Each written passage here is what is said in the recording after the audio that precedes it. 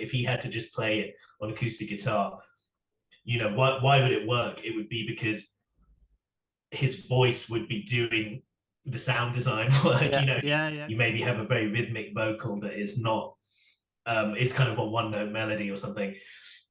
I would let myself off the hook in the sense that I would write that whole song, and then maybe before I sort of released it, I would test it, and I would think, okay, maybe I would want to rewrite the melody a bit, make it more interesting, or maybe that's just what the song is, and I have to I have to let go. Hey guys, it's Cornelis here. Welcome to Your Band is a Business. Today I'm joined by my friend Farhan Mannan, who is an artist based here in London. And today we are going to be talking about songwriting from the perspective of somebody that makes music that is combining indie with 80s synth music. And so we are going to be talking about songwriting in that context because of the specific challenges that come with that type of music. So welcome very, very much. How are you today? Thanks for having me. Yeah, doing well. How's it You going? are in the studio where the magic happens. Exactly. You've coming to you live from the secret lab. Yeah.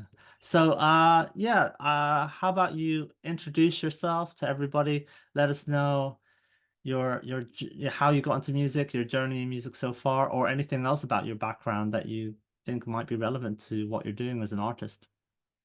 Sure thing. Yep. So as you said, my name's Farhan Mannan, and yeah, I'm making releasing music that's kind of a blend of 80s British synth pop with kind of a more indie rock sound.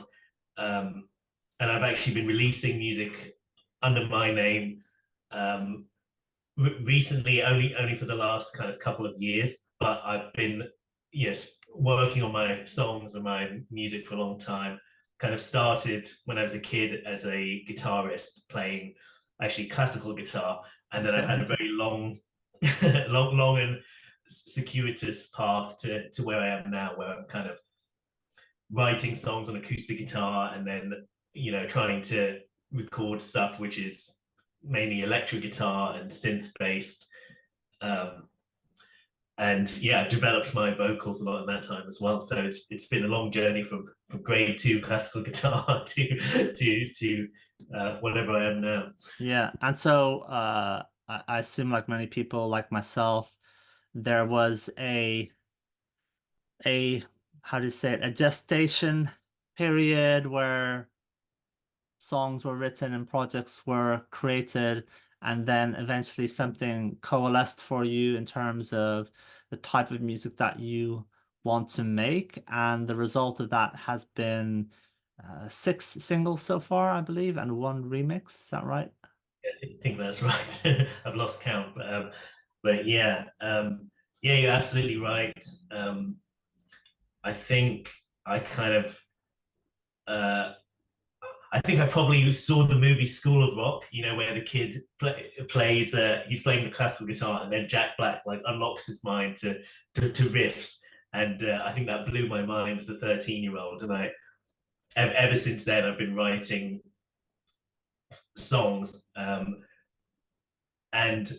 I guess I have a long history with trying to record them on the computer because my dad had a laptop with Apple's GarageBand software, Yeah. uh, where, and I think as a kid you sort of don't really know that you're not meant to put like hip hop drums on like a rock riff, and you put some strings on it, you can just go crazy. And so I think I was just going, making loads of different music with no respect for genre. That's great. That's the best way to be. If only we could keep on, like it's tough to keep on to keep hold of that innocent, playful way of engaging with music. And I think many people can identify with starting out that way and then perhaps trying to be something later on. When it comes to the music that you've put out so far, can you identify um, certain influences, or does it harken back to how you got started as a kid, or Yeah, I think there are influences, but they kind of influence different parts of what I do. So my parents are huge fans of Bruce Springsteen, the Beatles, the Eagles. So this kind of classic rock vibe there, which obviously goes with playing the guitar. You can sort of pick up a guitar and Google the chords for any of those songs and give them a go. yeah, So I think that in terms of the actual songs and my idea of like a song being an important thing, that comes from this sort of classic British and American rock, basically. And then in terms of like making an actual finished product, I'm kind of looking more at like British bands like Tears for Fears, The Cure, The Smiths, Duran Duran, Depeche Mode, basically like bands that have kind of they always have like a miserable sounding 80s British singer, yeah, yeah, yeah, which my voice seems to naturally lend itself to, yeah, and and then this kind of merge of like synths and guitars. yeah. I think yeah, if I had to make a playlist to include you with bigger famous artists, then it's definitely that kind of stuff, Depeche Mode and Tears for Fears. That's probably where I would put you in terms of older stuff. I'd have to do a bit of research to find out what's going on in terms of newer music. To But yeah, that's the kind of playlist that I would build probably. So yeah, that's I've got the interesting. same problem. When people say what covered bands do you like, I'm like, I think I've maybe Future Islands with a bit more guitar. I sometimes think. Yeah. Okay. Yeah. So anyway, so you've released 6 songs, and you told me that, well, what's happening now and in the future? What's happening next? Yeah, well, I've been doing this. I guess you call it a strategy, which is quite common now, where you sort of release a lot of singles and kind of promote each one rather than building up an album and just dropping it in one go. Because I'm sort of trying to reach people and see what people like. So I'm kind of hedging my bets at the moment, where I'm just writing and releasing more material one song at a time. But deep down, but maybe because of that classic songwriting influence, I'm working towards writing an album um, as well. So it's kind of interesting because each song I write, I'm sort of thinking, is this is this a keeper? Is this just a single? But yes, I'm writing a lot, working with other producers, doing some of my own production, just kind of anything to get the next song over the line and trying to keep it a flexible process. Okay. Now you shared some of your thoughts about the current process um with me before, and so I thought it would be a good way to kind of lead us through the discussion of, which is the main topic of our chat today, I think, which is some of the specific challenges that come up when it comes to writing music in the genre that you are doing compared to other genres. So one of the first points that you mentioned is this idea of songs versus tracks. Can you explain to us what you mean by that, songs versus tracks? Yeah, absolutely. So in a way, there's a ready-made definition, which is like the one that the world of copyright has, which is that the song is your chords, your melody, and lyrics, and obviously you hear people call the melody and lyrics together the top line.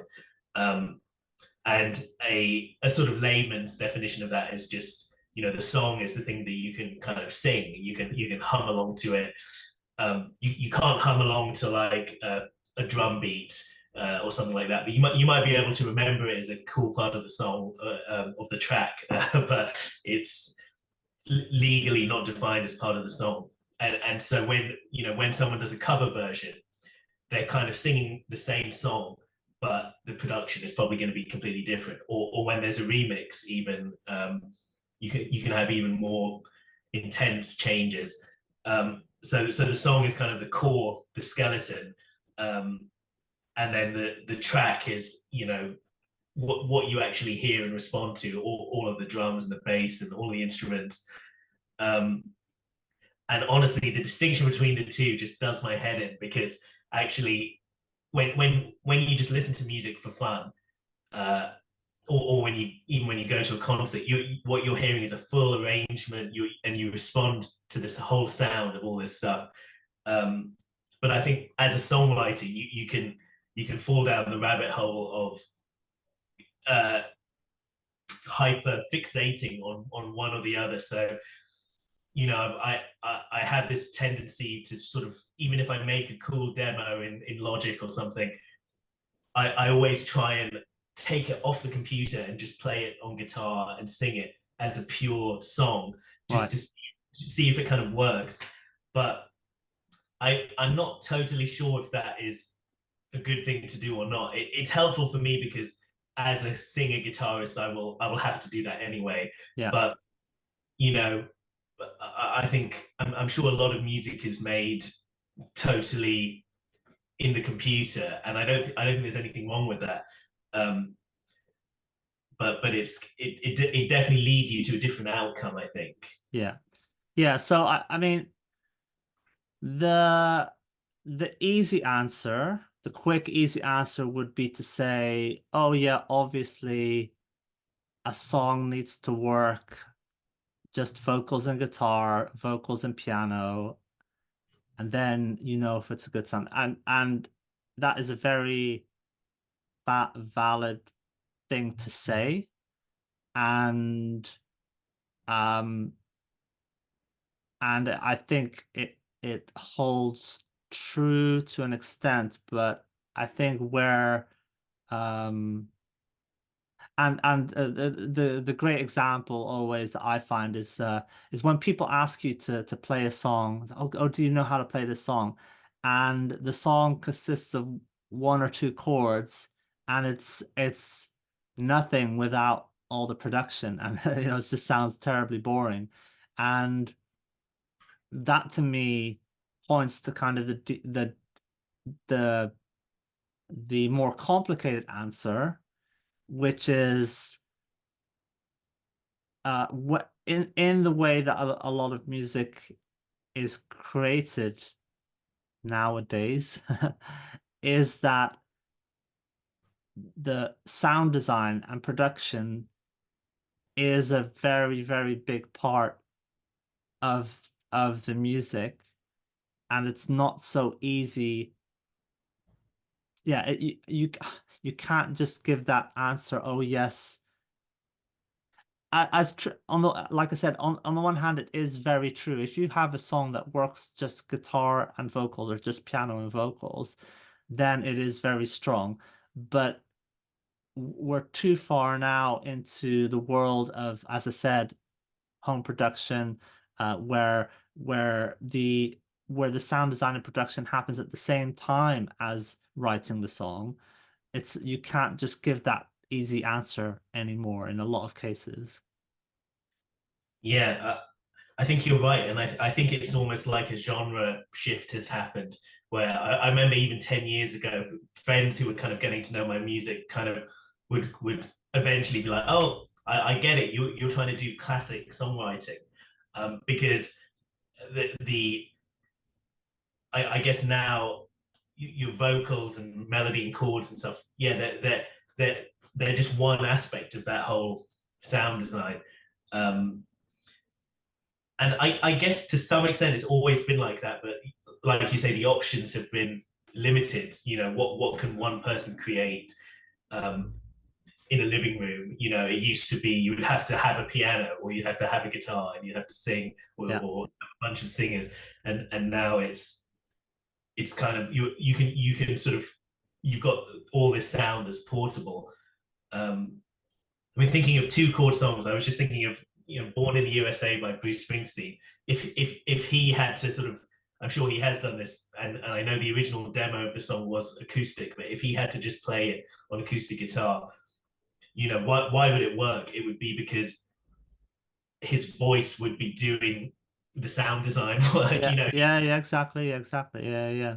So some you have to entertain people and impress them with some sound, and yeah, it does seem like the focus has moved. It's not just on the top line and the chords anymore. It's like, hey, if I hear an amazing drum beat on the radio, even though I'm sort of here talking about what's the song, what's the real song, if I hear a really cool beat in 2 seconds, I'm like, I like this song, and maybe later I find out the lyrics are not cool or whatever, but Yeah. it's all about the sound. But it sounds like at the moment you are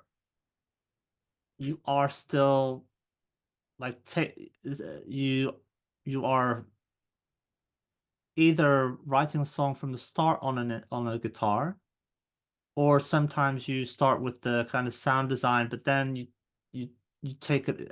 You said earlier you will take it off and like just see what happens if you strip it down. Is that correct? So you come at it from both angles and try to and move back and forwards between those two sides. Is that correct?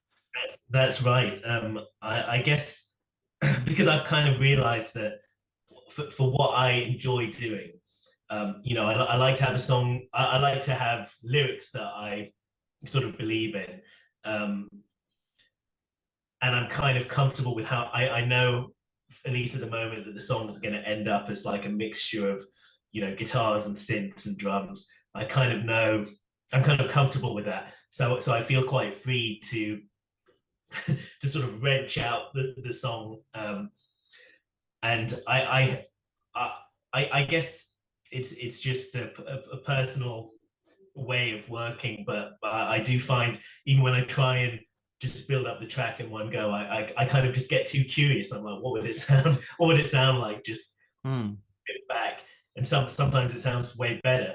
But sometimes it falls apart, and I think, oh, actually, it sounds weird to take it off.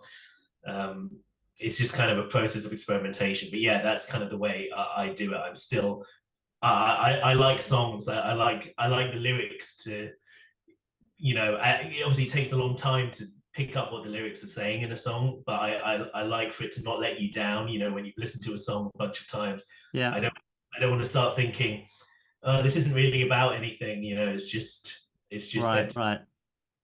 Yeah, I think for everyone there's going to be a different taste and standard that they hold themselves to. So for example, Max Martin famously, he's all about I think he calls it melodic math. I think that's what it is, where the syllables and the melody being sung has primacy over the actual words, and he does not mind something nonsensical, uh, as long as he gets the melody and the syllables the way he wants them to. And so famously, his first big hit, "Hit Me Baby One More Time," in his Swedish mind, it's "hit me up," but he didn't want that extra utterance, that syllable of so he prefers "Hit Me Baby One More Time."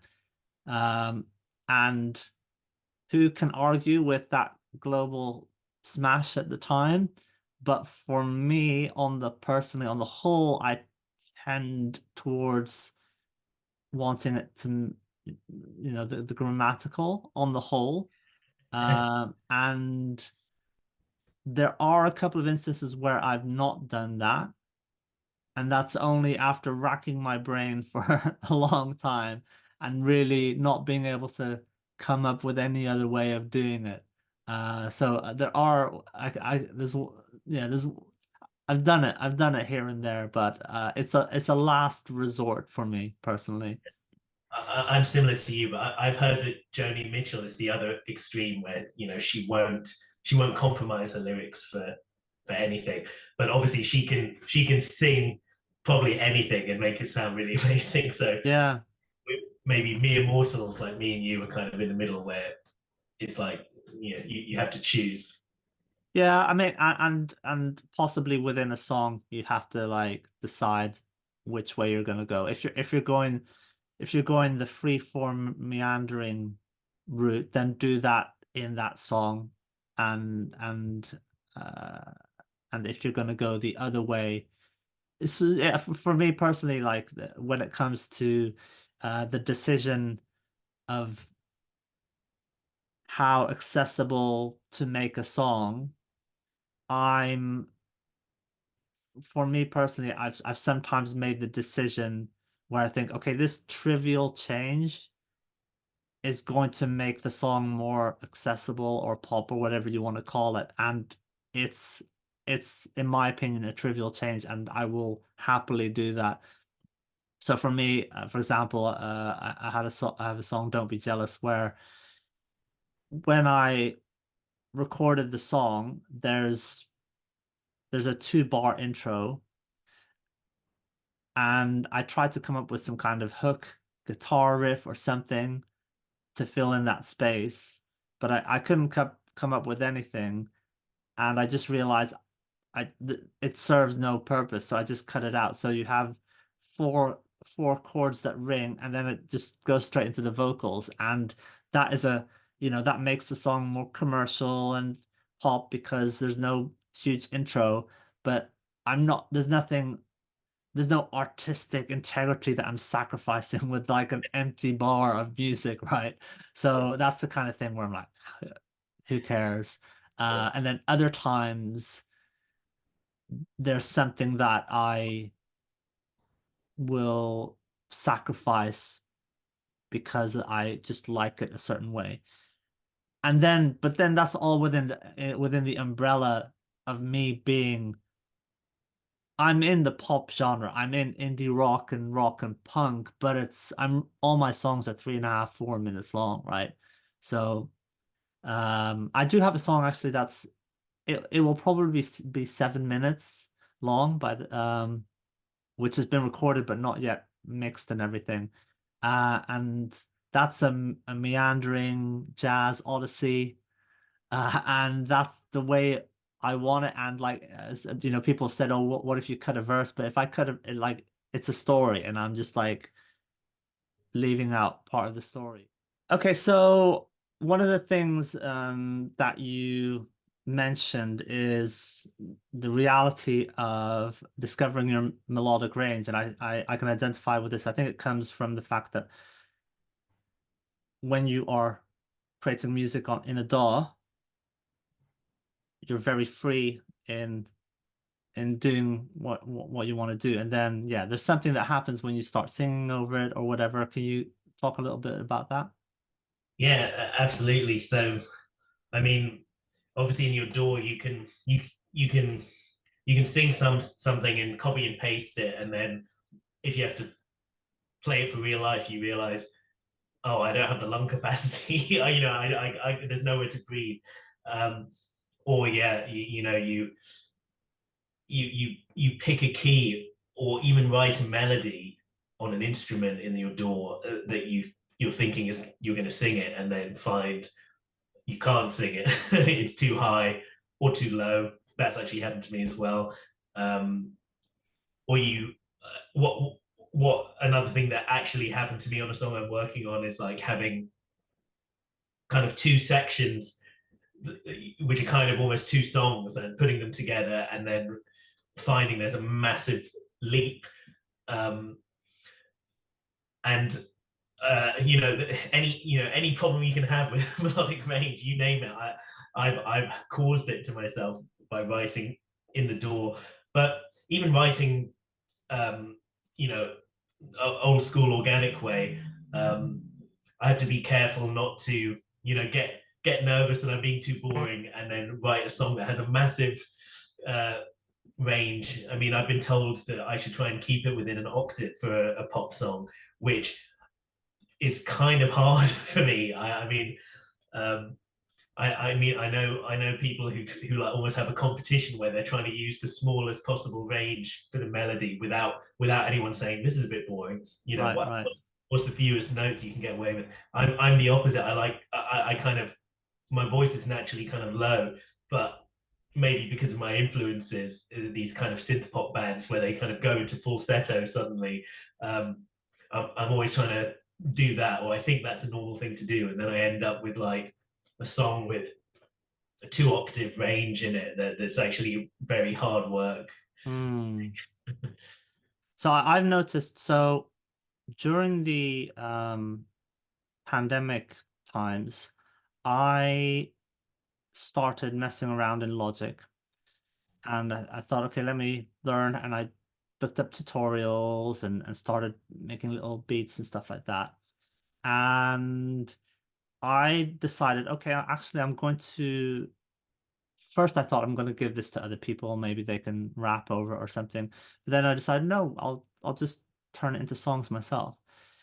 And what was interesting is that some songs started on the guitar is my main instrument. So some songs started as with chord progressions,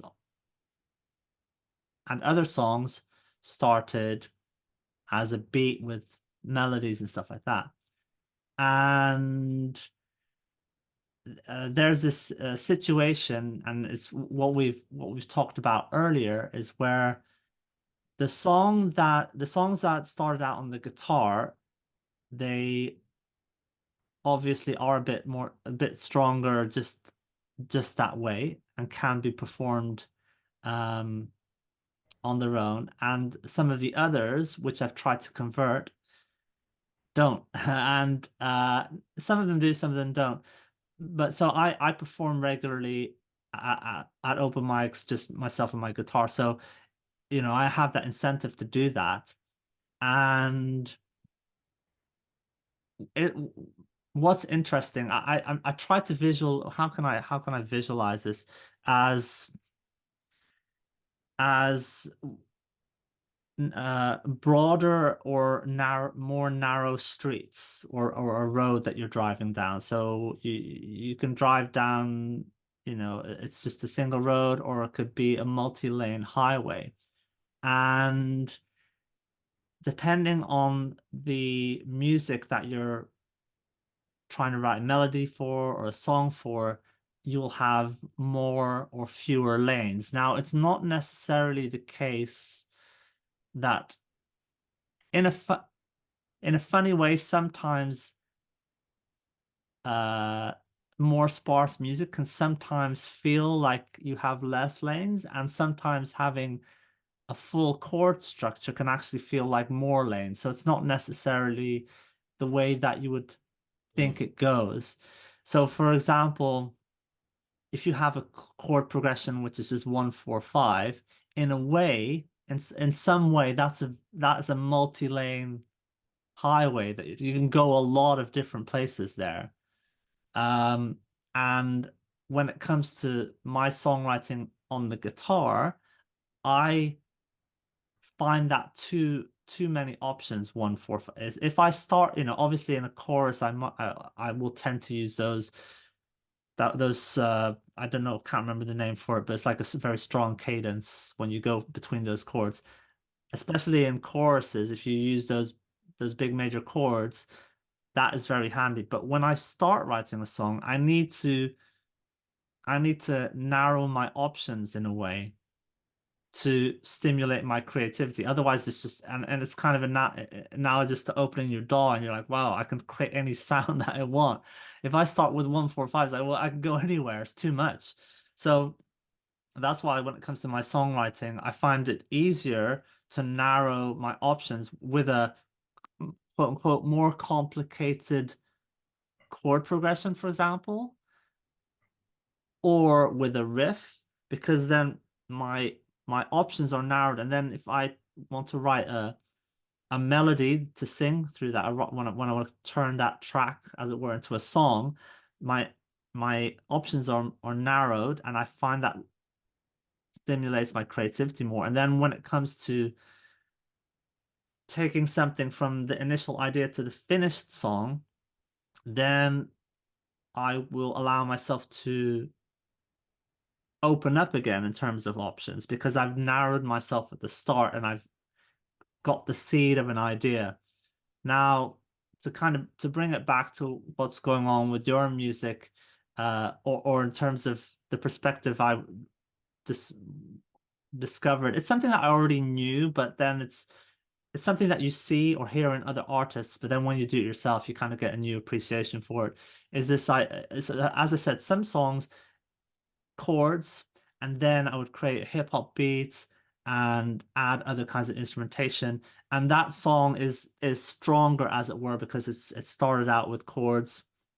And then other songs, it was a synth thing, and the production might be quite strong, but the melody on itself, like some of these songs that I'm thinking of, that the verse I'm just singing the same note, stuff like that.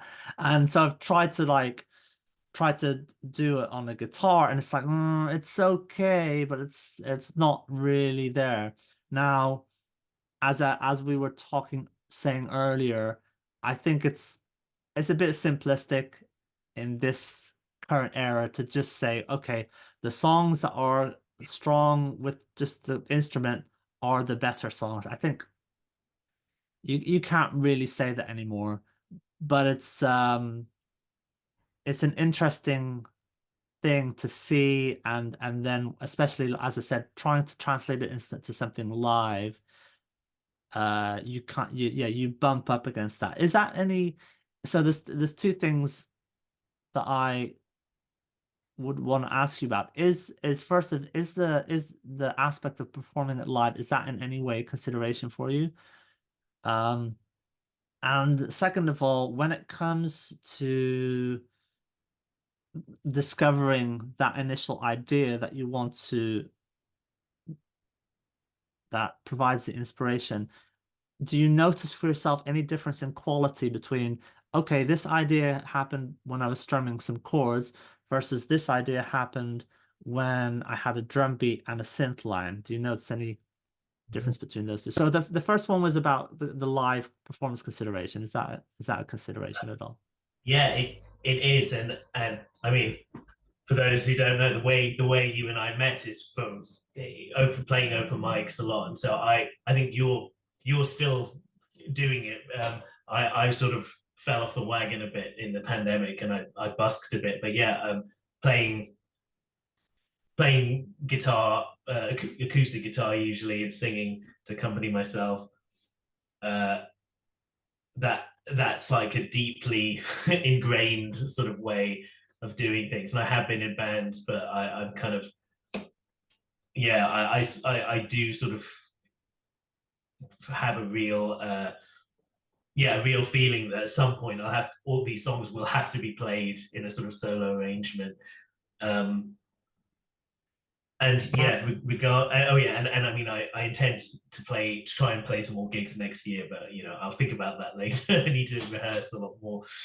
um yeah, and regarding the initial ideas, um yeah, I mean, kind of, I guess I've fallen into every pitfall with that. I've even and like you say, it's never as simple as you want. Like, I had a period where I was writing songs, being very restrictive, only letting myself write a guitar part and a vocal part.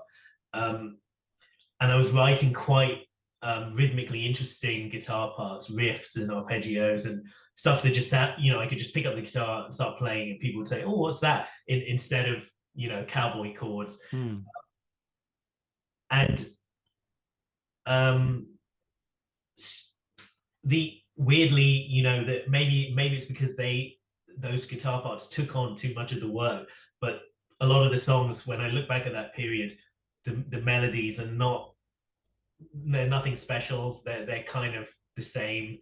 I got a few songs out of that period which I really like, but I maybe the whole mindset I had, which was about instant rhythm, I kind of sacrifice some other things in order to keep working quickly and to stay enthusiastic. So the lyrics suffered the most. The melodies kind of were okay, and the guitar parts were better. So annoyingly, I found there was no hack I could do to like ensure it would turn out well. And now I think I've shown you my list of where I some of my thoughts about songwriting are ways to get myself going and creating stuff, but others are they're more like a checklist at the end that I can say, oh, can I go back and look at that? So in the example you had where you write a beat on the computer and you maybe have a very rhythmic vocal that is not it's kind of a one note melody or something. I would let myself off the hook in the sense that I would write that whole song, and then maybe before I sort of released it, I would test it, and I would think, okay, maybe I would want to rewrite the melody a bit, make it more interesting, or maybe that's just what the song is, and I have to I have to let go. Yeah. Because if I start thinking every song has to have an amazing melody that stands alone, that's just too much pressure. So, Yeah. yeah. Yeah.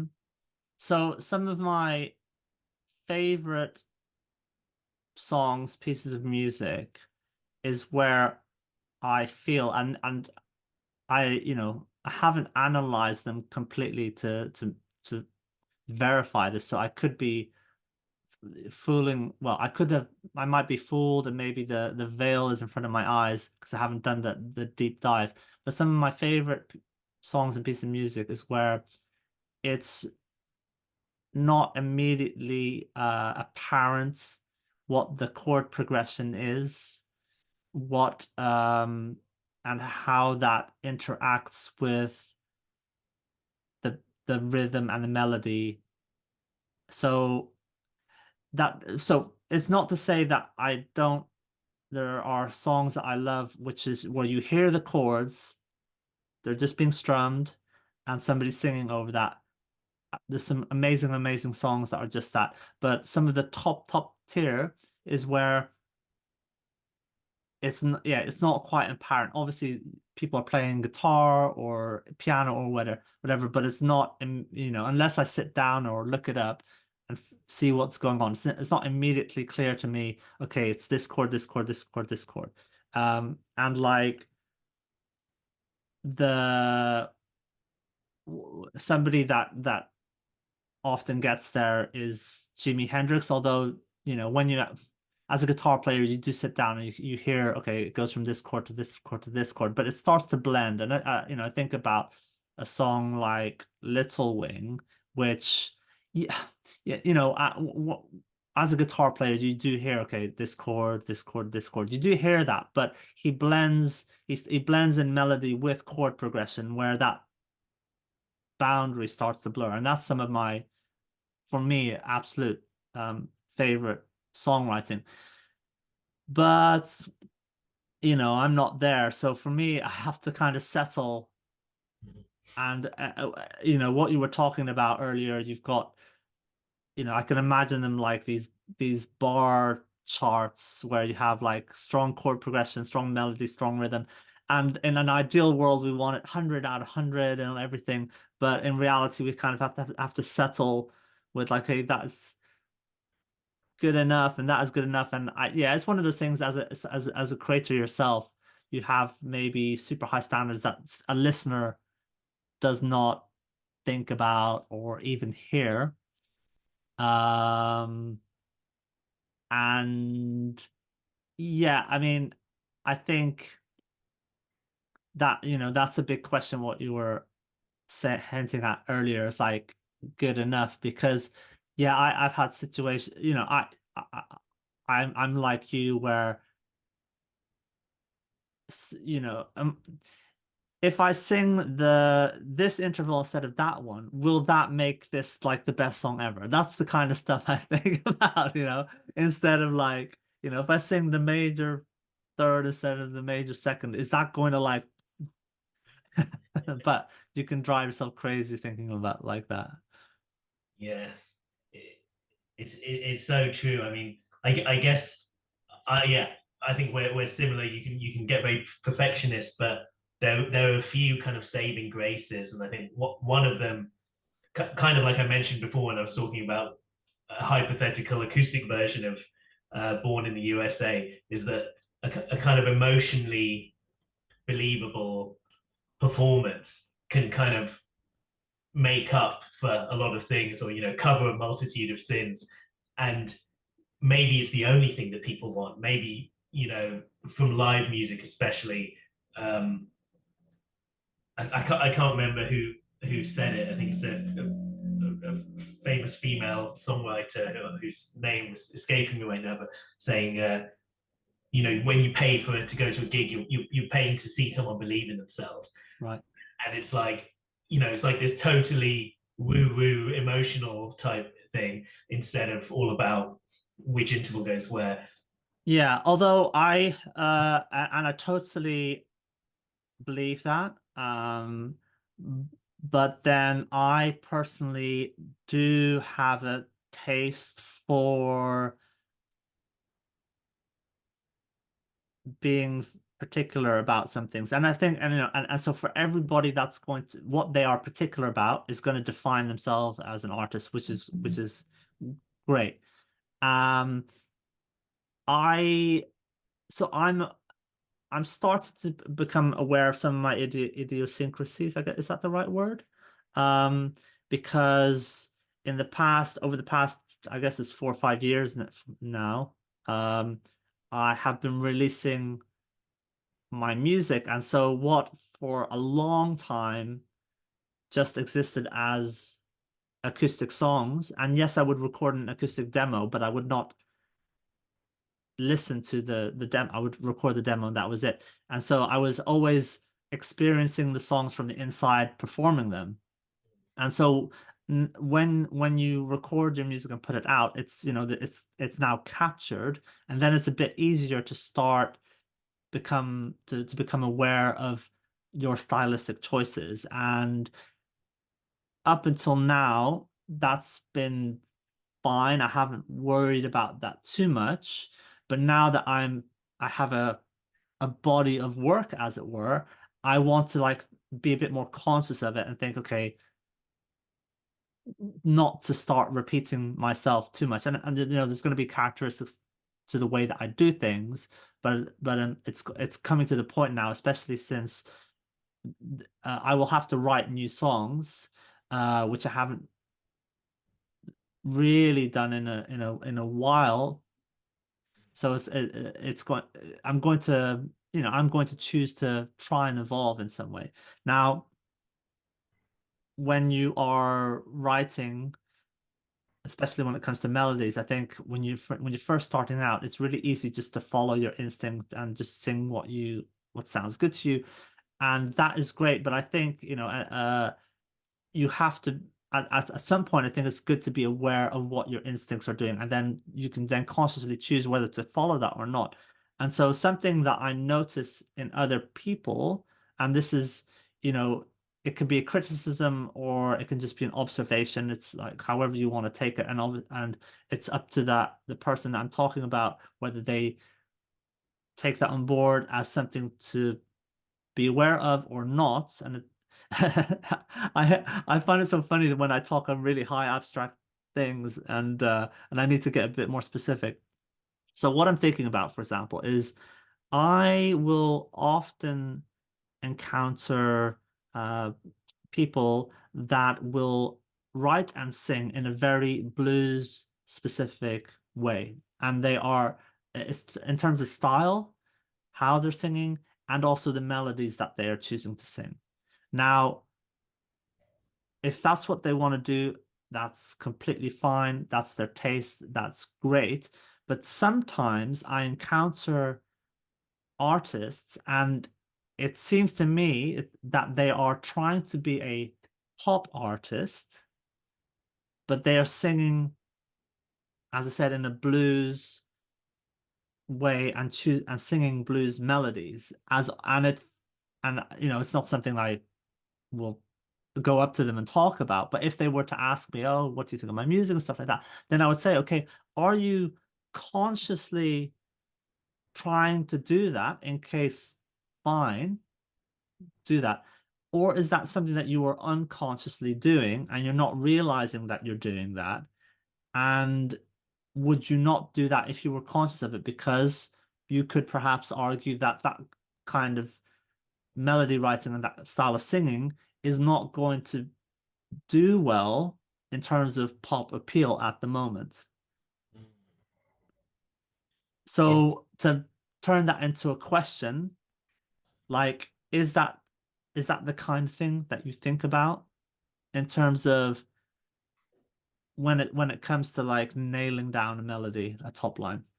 yeah. I mean, absolutely. I'm, desperate to not repeat myself. I mean, I think in my notebook I have here, every so often I'll sort of be like, why did the last three songs I've written sound exactly the same? And um,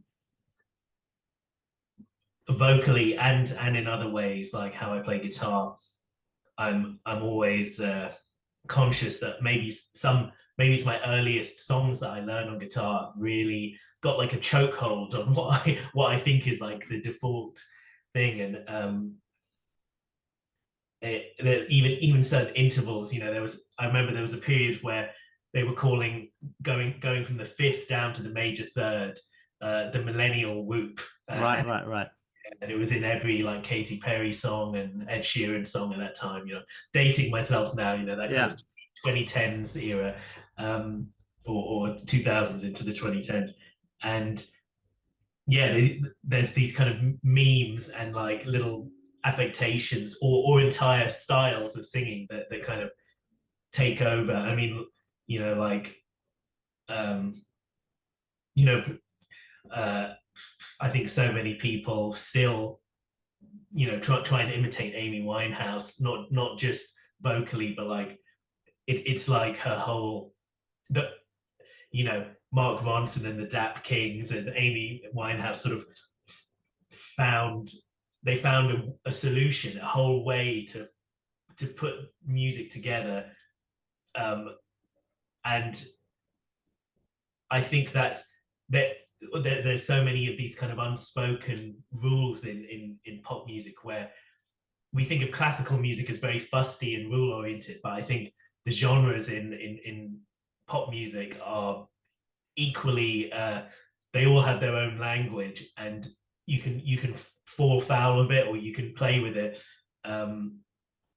But I definitely find that if I go too long without learning other people's songs and learning stuff that's a bit outside my genre, I start to just get very, very narrow, and Yeah. it really annoys me. But again, another saving grace is that you only need to nudge a little bit to refresh everything. Like I found when I was recently learning "Everybody Wants to Rule the World" by Tears for Fears, and I was looking at "Enjoy the Silence" by Depeche Mode, and both of those just had a little disruption to what I would expect, which was very helpful. Like in "Everybody Wants to Rule the World," it was just about the rhythm of the chords was just not quite on the bar line, just not quite. It's still very simple, but it's just not what I would naturally play. Yeah. And in the Depeche Mode song, it was just like a strange borrowed minor chord that's kind of not in key. The rhythm is very, very straight, but there's just a different chord. And then I rip off one of those things and then sing over those chords, and something can in 20 minutes something can totally unlock, and I'm like, thank God, because Yeah. otherwise it's very boring. Well, I think what you're saying is a great point, which is what I will try to do. I see that as the solution because on the one hand, I could be very internally focused and th and for example, analyze all the courses I've ever written and be like, okay, what am I doing all the time? Now the chat, I know that there's going to be big jumps in intervals because that's on the whole, how choruses go. They're like verses are more restricted in their melodies, and the choruses on the whole have bigger jumps. And I don't always do, I can think of one or two songs, but they are then the less catchy and obvious song. So there's some things that's going to be hard to get away from. Um, and I don't think it's a bad thing to like do that internal investigation. I will do that at some point, but I think that you know that's going to be there's a limit to that, I think, and you can kind of drive yourself crazy. So what I thought the opposite thing to do is what you said is to expand your input and have new input and not just rely on the input that you had when you were 15, 16 for the rest of your life, but like think, okay, what else can I put into my head and have it jumble around for a couple of months and see what then comes out of that. And that's exactly what you're talking about with learning new songs. And that's the road that I want to travel down. Is okay, let me just soak up some new things and see what then comes out afterwards. Yeah, I it's Oh, did you want to say something? I was just thinking, yeah, like with that, and the devil's in the details as well. I mean, I can even look back at some of those songs that I heard when I was young, and because my brain would, filter out the funny chord alterations, or you sort of see what you want to see, and actually, if you go back and say, why does that song actually sound so good, and you're really honest about it, you often find something. Okay, so let's finish on a practical note.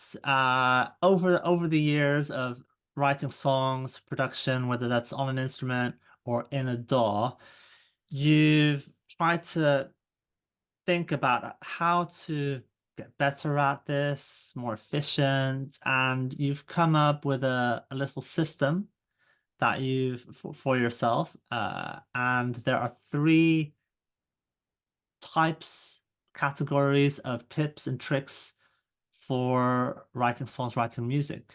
Can you explain what those three categories are?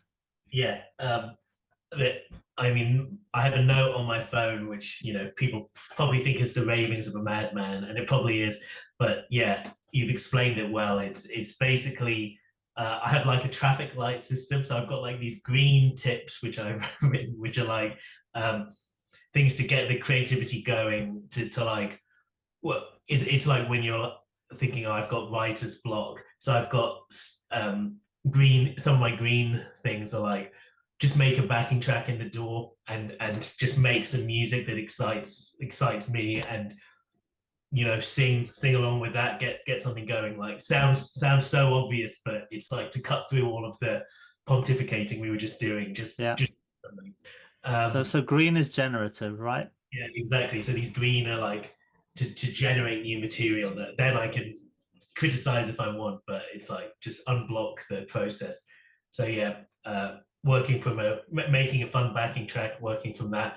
Um, I have one which is like having a muse or an anti-muse, which is in my lyrics. I often get stuck if I'm kind of just rambling about the state of the world or something. I'm not much of a protest songwriter. So I feel like at the very least, I need to imagine that I'm talking to a real person in my life. Right. And if it's like a sort of breakup song or whatever, obviously it's easy to think, oh, I'm talking about my ex or talking to my ex. But there's so many relationships and people who I think we all want to talk to.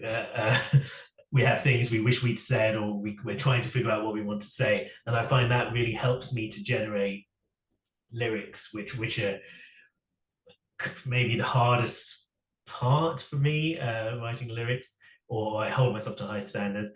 Um, Another one is to just plug everything into the door, use it as a tape recorder, and just improvise a song in 3 minutes. And I just call these my easy songs, where I'm like, there's no time to think. Yeah.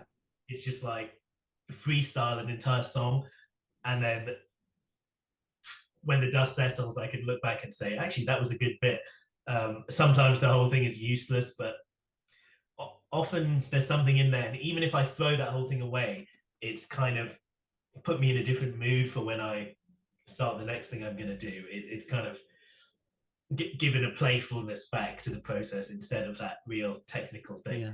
So something that I learned, and it's again, it's one of these things that's obvious in hindsight, but you might not think about, is with other art forms, so sculptures and paintings and stuff like that. If you ever go to a museum that's about a particular artist, they might show you all the prep work, all the sketches where they tried out different compositions of how the final painting would look. Or when it comes to sculptures, they make like these little clay variations, and it makes sense. Like if you're before you're gonna chisel away at a huge piece of marble which costs God knows how much, you want to have a think about what you're actually gonna do in advance, right? So all these little clay versions or mini versions of statues where they tried different ways, or like a Picasso might, hundreds of sketches of different things, just messing about basically. So it's not like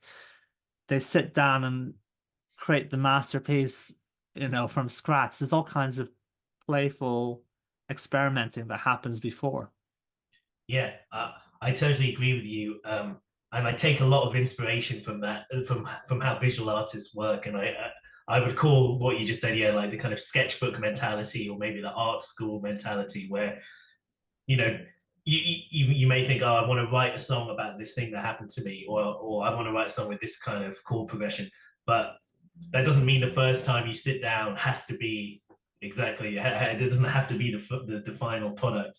You can kind of, that's what demos are for, and that's what you can fail many times, or not even fail.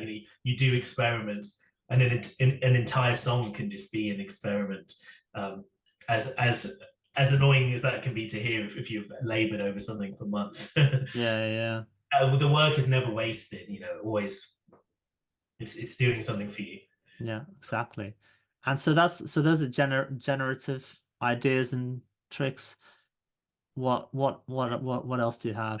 So then I have these ones in the middle, which are kind of neutral ones, where That's yellow or amber. yeah, my yellow lights, which are like learning other people's songs, like we mentioned, um, trying to nick other people's melodic rhythms or chord progressions, and just taking them and saying, I'm gonna, I'm just gonna try and turn this into my own song, um, kind of for fun, as an experiment.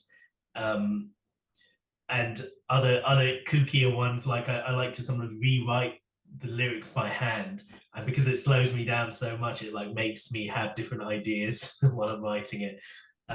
So these are kind of the things I'll do, like when I'm kind of halfway through a song, or I'm kind of like, I need something else. I'm gonna re shuffle my own material, bring in a chord progression from someone else, and I kind of don't really expect it to work exactly, but occasionally you sort of strike gold. Hmm. But yeah, Yeah, yeah. I've used a lot of that kind of stuff. I remember there's one song of mine where, yeah, I took the guitar rhythm from another song, because it was a situation where I was learning to how to say it, to control my left and right hand in terms of when I hold a chord and mute it, and to have the control between the two different hands. So I was doing like these exercises by learning particular songs, and then there was one rhythm that I really liked, and I just different chords. So the rhythm is the same, but it's completely different chords.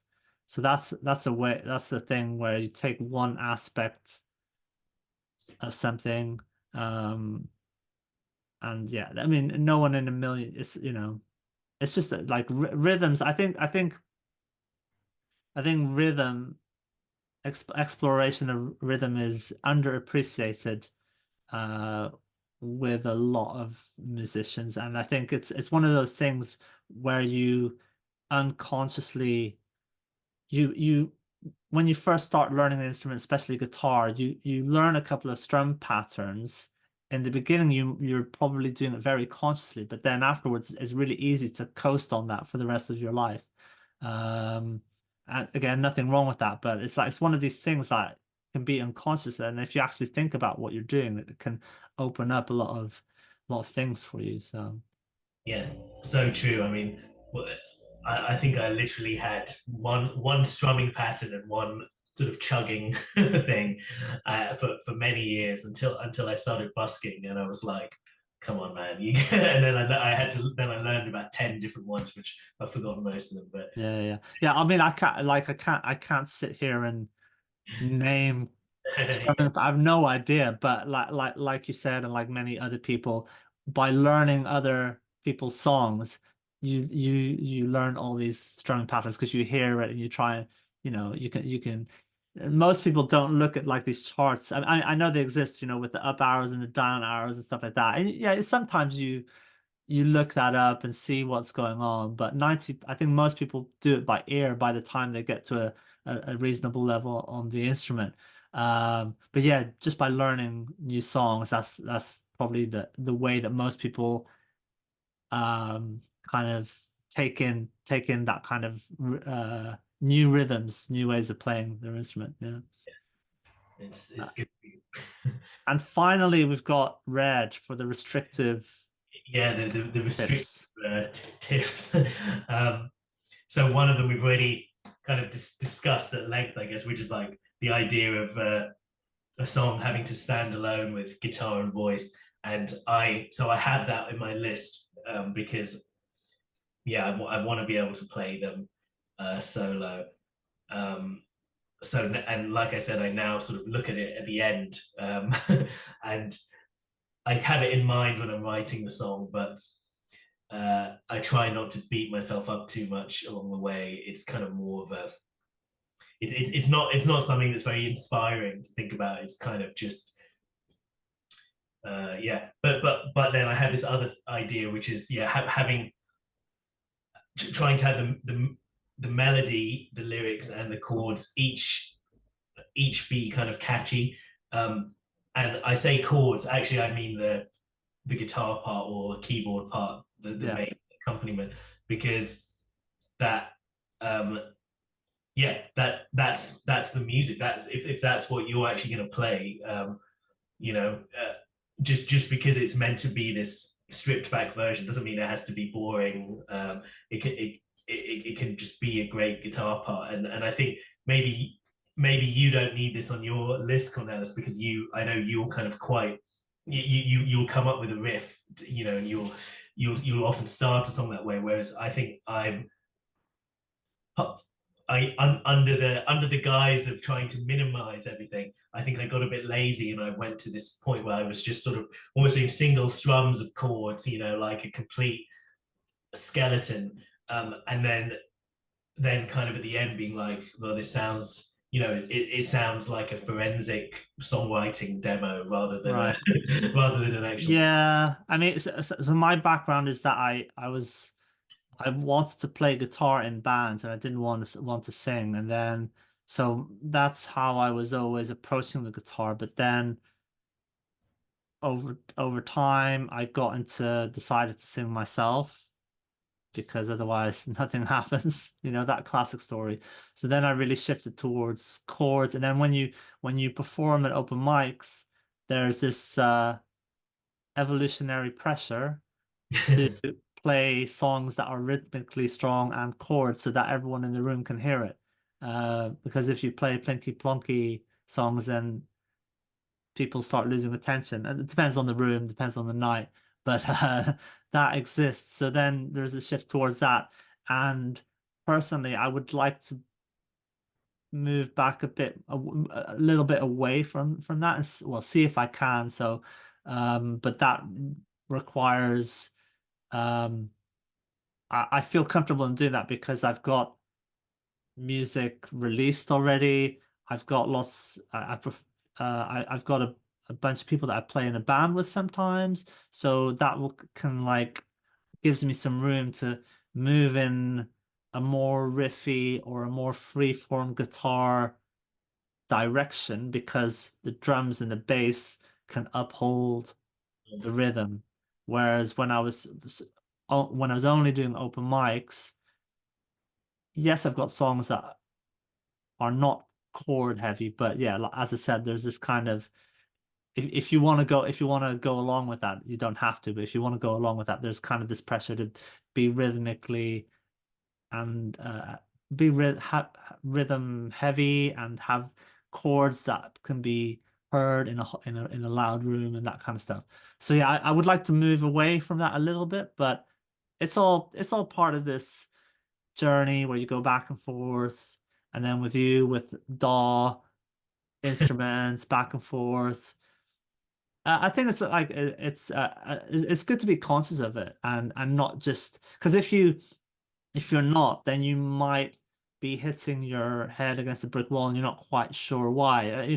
I know artists that are writing intricate guitar parts and it's beautiful music, but if then they go to one of these open mic nights where people are talking in the background, and then it's not it might some people will pay attention obviously, but I see that frustration in their faces because they're like, people aren't really listening, and it could be as simple as, okay, go to nights where everyone has to be quiet and then people will appreciate it. Or you can think to yourself, well, I have these other songs that are a bit more rhythmically strong. Let me play those in these venues. So just be aware of it. And the same when it comes to the DAW, like, oh, this song works great it could potentially work great in a club, but the stripped down version isn't there in terms of the melody. Be aware of it and don't beat yourself up for the fact that, oh, my song doesn't work on the acoustic guitar. Well, no, it's like it's never going to. So I think it's just be aware of it and yeah. You're so right. I mean, think of like the song "Intro" by the XX, where it's like the guitars just going dum, dum, dum, dum, dum, and it's it's a really beautiful track and song, and it's like great. But yeah, if it's like almost like a nightmare I would have that I would be forced to perform that solo in the open mic. Yeah. Whereas It, whereas like at the start of a huge gig, it's like it's perfect. Yeah. yeah, with the band and with everyone focused on you. Yeah. Well, I think we've pretty much solved. Yeah. So yeah, thank you so much for the discussion. We got very high-minded and philosophical in places, but tried to bring it down to the practicalities of of making music, of writing songs. So uh, I think people will get something out of it. And I think this kind of I haven't seen many people talk about this kind of thing. I know that people are experiencing it. Uh, and they probably and some of the people at the top level of writing and production are aware of it as well, I'm sure. But I don't really see many people talking about it, about the practicalities of it. It's 90% of songwriting discussion is about, okay, you're sitting with your piano and or a guitar, and that's the way it is, and that's obviously is great, but there's a whole nother aspect which yeah isn't I don't see many people discussing. So it's really cool that we were able to talk about it today. Yeah, I really enjoyed that. Thank you, Cornelis. Cool. Well, I will leave links to everything, all your music and social media underneath this video. Is there anything else that you want to say, give a shout out to the world before we go? Well, I guess I've got some new singles coming soon. Not sure in what order, but yeah, just you can head to my website and sign up to my mailing list and only receive very very high quality music that's gone through my rigorous checklist of Yeah, tips. great. Okay. Okay, thank you so much. And I think maybe we'll do a follow-up because there's some other very interesting things that we can talk about. So maybe we'll do another one at Sounds some good. point. Yeah, look forward to it. All right. Cool. Thank you so much. I'll speak to you guys. Oh, well, thank you for listening, guys. I'll speak to you all next time.